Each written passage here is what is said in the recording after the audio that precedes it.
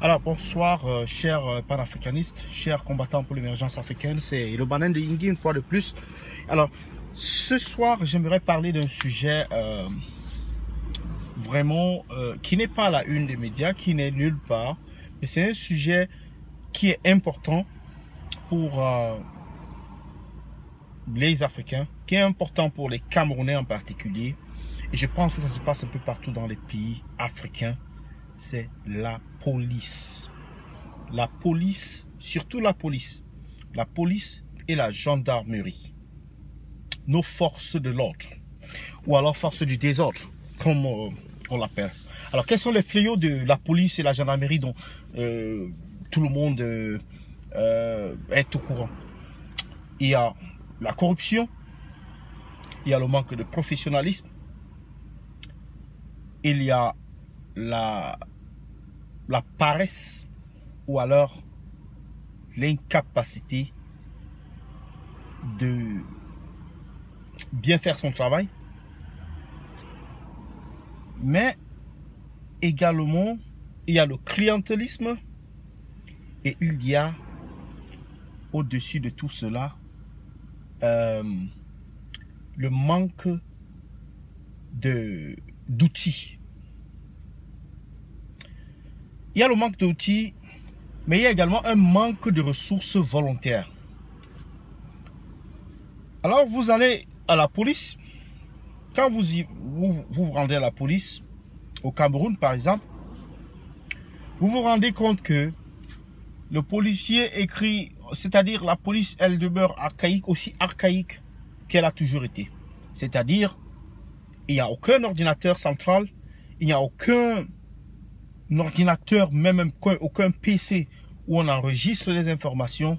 Il en est de même pour les tribunaux, bien sûr. Donc,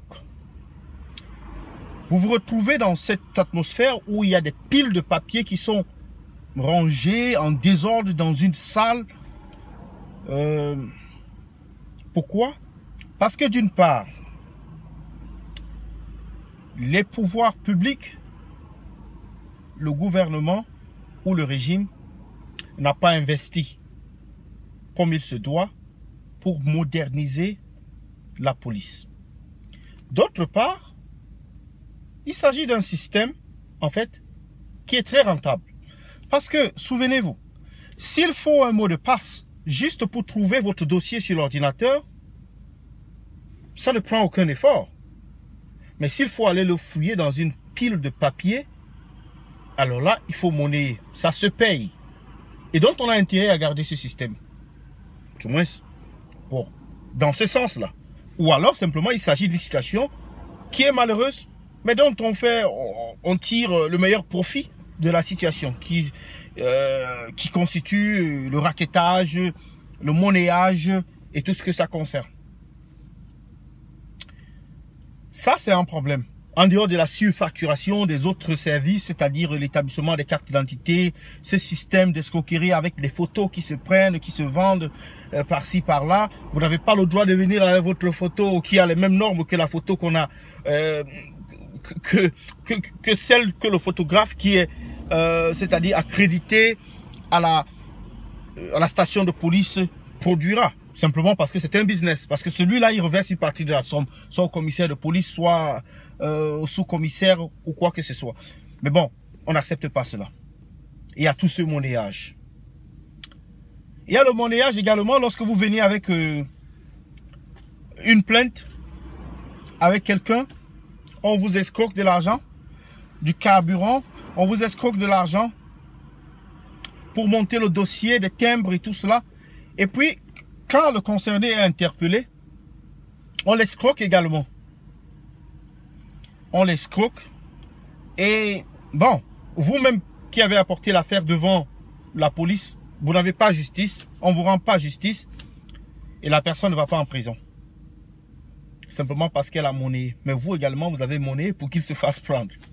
Donc c'est ça. Mais le problème qui m'amène ici à parler de la police, c'est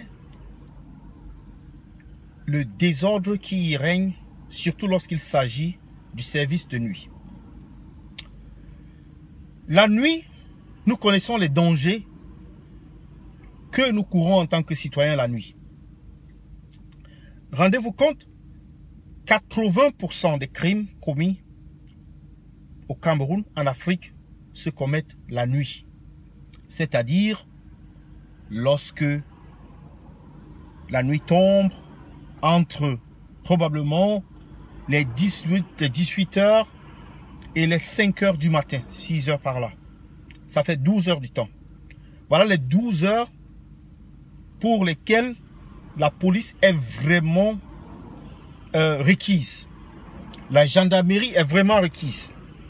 Mais, alors que 80% des crimes sont commis pendant ce temps-là, 80% des forces, c'est-à-dire la police ou la gendarmerie, dorment gracieusement chez eux. C'est-à-dire, s'il vous arrive quelque chose, on vous agresse par exemple, je ne sais pas, à Bonakwama ou à quel est le quartier à quoi là qui est trop, où il y a trop d'agression, on vous agresse, vous n'avez aucune voie de recours. Vous n'avez aucune assistance. Or, la police a deux rôles. C'est un rôle préventif et un rôle actif. C'est-à-dire lorsque l'incident s'est déjà produit, maintenant on fait l'enquête. Mais il y a également un rôle préventif. Or, nous savons déjà que la majorité des crimes se passent la nuit. Mais c'est là où les supérieurs de la police, les dirigeants de la police, choisissent d'allouer le nombre le plus infime de staff, c'est-à-dire de policiers en service. Un commissariat de police peut se retrouver simplement avec moins de 10 éléments. Avec moins de 5 éléments même. Moins de 5 éléments. Un commissariat qui a un effectif de pratiquement 50 éléments se retrouve avec 5 éléments en garde la nuit. Peut-être 10. Avec 5 autres qui font la patrouille et puis 5 qui sont plus ou moins au poste. Mais c'est cela. Il n'y a déjà aucun service d'appel qui marche. Lorsque vous appelez la police, elle ne vient pas. Elle ne vient pas pourquoi? Parce que soit elle vous dit qu'elle n'a pas de carburant.